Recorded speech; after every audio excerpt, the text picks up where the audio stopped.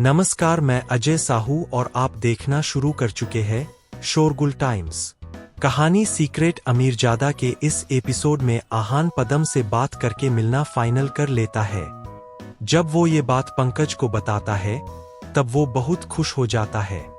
जब पदम जैसलमेर पहुंच जाता है तब पंकज भी आहान को लेने उसके पास आता है। दोनों वहां से सबसे रॉयल होटल में सबसे लक्सूरियस रूम पर पहुंचते हैं। जब पदम और उसकी भतीजी लीना वहां आते हैं तब वो ड्रिंक्स और डिनर करना शुरू करते हैं। इस बीच ही आहान प्रोजेक्ट के बारे में बात करता है। पदम ने कहा, हम तुम्हारी बातों में दम है। अगर तुम मुझे अपनी बातों से इम्प्रेस कर सकते हो तो फिर मैं इंडिया का अपना एजेंट चेंज करने के लिए तैयार हो जाऊंगा। ये सुनकर आहान ने कहा, प्लीज एक्सक्यूज मी। आहान वहां से चला गया। उसने पंकज से पहले ही कहा था कि वो उसे सिर्फ पदम से मिलने में मदद करेगा, बाकी सब उसे ही करना होगा। उसे लगा कि वो वहां बैठा रहा तो शायद सिचुएशन ऑकवर्ड हो जाए और पदम को लगे कि वो वहां पर बैठकर उसे फोर्स कर रहा है। आहान को लगा कि उसका वहां से चले जाना ही सही होगा ताकि पंकज आराम से अपनी बात कर सके और पदम सोच समझकर फैसला ले सके। जब आहान वॉशरूम से बाहर निकला तब उसने लीना को देखा। लीना बहुत खूबसूरत लग रही थी और आहान कुछ देर उसे घूरता रहा, फिर उसने अपनी नजरें फेर ली। लीना उसके पास आई और उसने कहा, आप क्या देख रहे थे मिस्टर? आहान ने कहा, आपको हिंदी आती है? लीना ने कहा, ऑफ कोर्स, मेरी हिंदी उतनी ही अच्छी है जितनी इंग्लिश। आहान ने कहा, क्वाइट इम्प्रेसिव। मुझे लगा आप अब्रॉड रही है, तो फिर आपको हिंदी नहीं आती होगी। लीना ने फ्लर्ट करते हुए कहा, मुझे और भी बहुत कुछ आता है। आहान बहुत अनकंफर्टेबल हो गया और वहां से जाने लगा। तभी लीना ने उसे रोका और कहा, आई होप आप मुझसे मिलने आएंगे। इतना कहकर उसने आहान के हाथ में उसका रूम नंबर पकड़ा दिया और खुद वहां से चली गई। इस वक्त आहान का दिल जोरों से धड़क रहा था। कुछ देर वहीं इंतजार करने बाद आहान वापस रूम की तरफ आने लगा।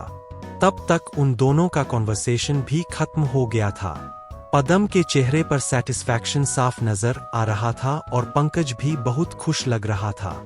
आहान को वहां आता देख पदम खुशी के मारे खड़े हो गए और उन्होंने आहान से कहा, आहान, तुम्हारा ये दोस्त तो कमाल का है। मैंने इससे ज्यादा इम्प्रेसिव इंसान कभी नहीं देखा है। मैंने डिसाइड किया है कि जब मैं वापस जाऊंगा तो अपना एजेंट चेंज कर दूंगा। आहान ने नहीं सोचा था कि वो इतना कैजुअली इतनी बड़ी बात बोल देंगे। उसने कहा, ये सब इसलिए पॉसिबल हुआ क्योंकि आप लोगों को अच्छे से जज करने की कैपेसिटी रखते हैं। अगर आप ये डिसीजन नहीं लेते तो आपको कभी अच्छा एजेंट नहीं मिलता। पदम ने कहा, नहीं नहीं नहीं, अगर तुम मुझे इससे नहीं मिलवाते तो मुझे इसके बारे में कैसे पता चलता? इसलिए तुम्हें थैंक यू बोलना तो बनता है। Thank you Ahaan. ये बोलते बोलते पदम ने फिर से आहान को गले लगा लिया। आहान ने कहा, ठीक है ठीक है। You are welcome and many congratulations. आहान जानता था कि अब उसकी वहां जरूरत नहीं है, इसलिए वो वहां से जाना चाहता था। पदम और पंकज डील की खुशी में कुछ देर और ड्रिंक करना चाहते थे, इसलिए उसने उन्हें डिस्टर्ब नहीं किया। उसने कहा, आप लोग एंजॉय कीजिए, मैं अब चलता हूँ। पंकज ने भी उसे रोका नहीं, पर जाने से पहले उसने उसे कहा, थैंक यू आहान, तुम्हारी वजह से मुझे ये डील मिल गई। मैं बता नहीं सकता कि मैं कितना खुश हूँ और मुझे समझ नहीं आ रहा कि मैं तुम्हारा शुक्रिया अदा कैसे करूँ। आहान ने कहा, इसकी कोई जरूरत नहीं है। तुमने मेरी जान बचाई थी और मैंने तुमसे कहा था अगर मैं तुम्हारी मदद कर पाया तो जरूर करूंगा। वैसे भी मैंने सिर्फ तुम्हें पदम से मिलवाया है। डील तुमने अपने टैलेंट की वजह से क्रैक की है। पंकज ने कहा, मैंने आपकी जान नहीं बचाई। वो दो लड़कियां थी जिन्होंने आपको ट्रीट किया और आप ठीक हो गए। लिली और मोनिका के बारे में सुनकर वो आगे बात नहीं करना चाहता था। उसने पंकज से अलविदा किया और वहां से चला गया। आहान जब वहां से जा रहा था तब लीना भी उसके पीछे आ गई। वो भागते हुए आ रही थी और आवाज लगा रही थी, आहान, रुको। Wait for me. आहान पीछे मुड़ा और उसने देखा कि लीना भागते हुए आ रही थी, इसलिए वो वहीं रुक गया। वहां आकर लीना ने कहा, मेरा रूम तो इस साइड नहीं है। आहान ने कहा, किसने कहा कि मैं आपके रूम की तरफ जा रहा था? लीना ने कहा, मुझे लगा कि इतनी खूबसूरत लड़की अगर किसी डैशिंग लड़के को रूम पर इनवाइट करे तो वो मना नहीं करते। ये सुनकर आहान मुस्कुराया और उसने कहा, खूबसूरत लड़कियां कब क्या सोचती है, ये मुझे कम ही समझ आता है। लीना ने कहा, ओ, लगता है इतने डैशिंग लड़के को देखकर किसी लड़की का दिल पिघला नहीं है कभी। लीना ने ये बात आहान के गले में हाथ डालते हुए बोली थी। आहान ने उसके हाथ हटाए और कहा, खूबसूरत लड़कियों का दिल पिघला या नहीं ये मैं नहीं जानता, पर एक खूबसूरत लड़की को देखकर मेरा दिल जरूर पिघल गया, और अब वो मेरी वाइफ भी है। लीना ने कहा, ओपीएस, तो मिस्टर मैरिड है? आहान ने कुछ नहीं कहा, बस स्माइल करने लगा। लीना ने कहा, बट आई कैन सी कि इस वक्त वो आपके साथ नहीं है। इस वक्त तो आपके सामने मैं हूं। आहान ने उसे इग्नोर किया और होटल की लिफ्ट की तरफ जाने लगा। लीना भी उसके साथ चल रही थी। जैसे ही लिफ्ट खुली आहान चिल्लाया, ध्यान से। इतना कहने के बाद उसने लीना की कमर पकड़ी और उसे साइड में किया। बैलेंस बिगड़ने की वजह से वो गिर गई और उसके पैर में मोच आ गई। पर वो जानती थी कि अगर उसने ऐसा नहीं किया होता तो वो मर चुकी होती। दरअसल लिफ्ट से कोई निकला था जिसके हाथ में चाकू था और लिफ्ट में एक लाश थी। लोगों ने भी ये देखा और एक लड़की जोर से चिल्लाई, इसने किसी को मारा है। ये देखकर वहां पर भगदड़ मच गई। कुछ लोग पैनिक कर रहे थे और कुछ लोग वहां आकर वो सीन देख रहे थे।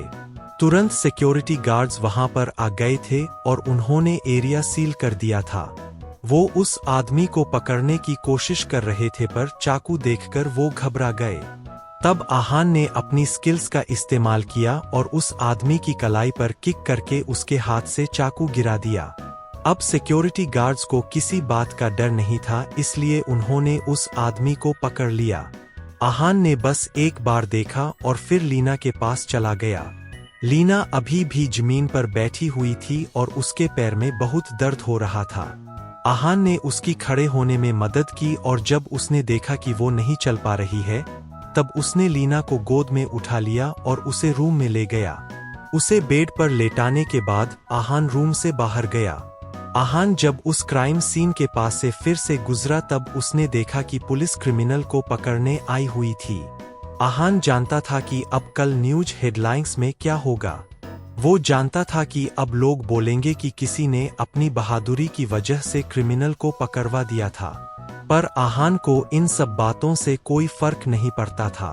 आहान के पास घर जाने के लिए कार नहीं थी, इसलिए पंकज ने सोहित को कॉल करके उसे बुला लिया था।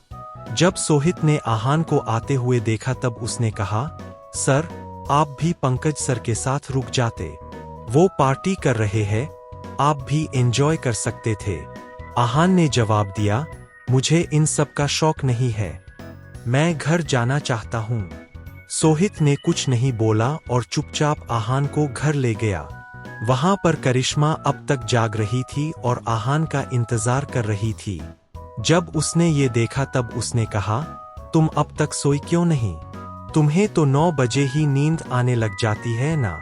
करिश्मा को बहुत नींद आ रही थी, पर उसने स्माइल करते हुए कहा, सर, आप घर नहीं आए थे, मैं कैसे सो सकती थी?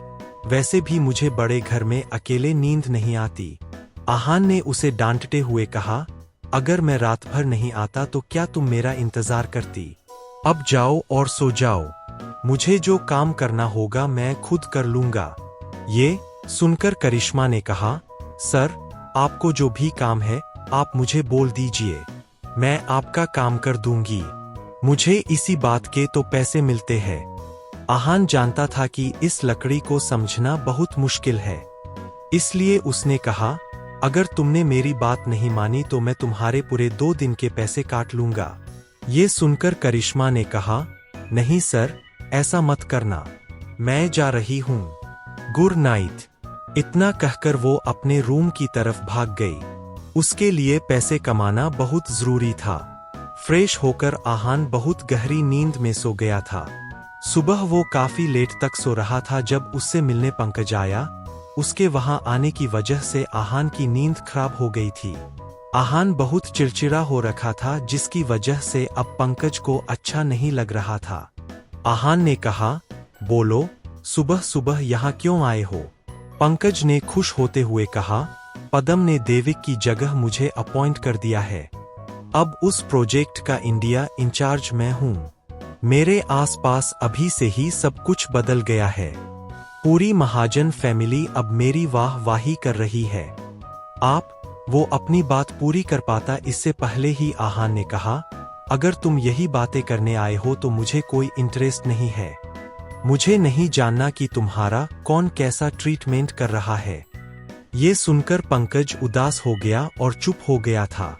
वो जानता था कि नींद खराब होने की वजह से वो इस वक्त बहुत चिढ़ा हुआ था। उसे ऐसे देखकर आहान ने कहा, अब जाओ यहाँ से या फिर मेरी तरफ से पार्टी लेकर ही जाओगे।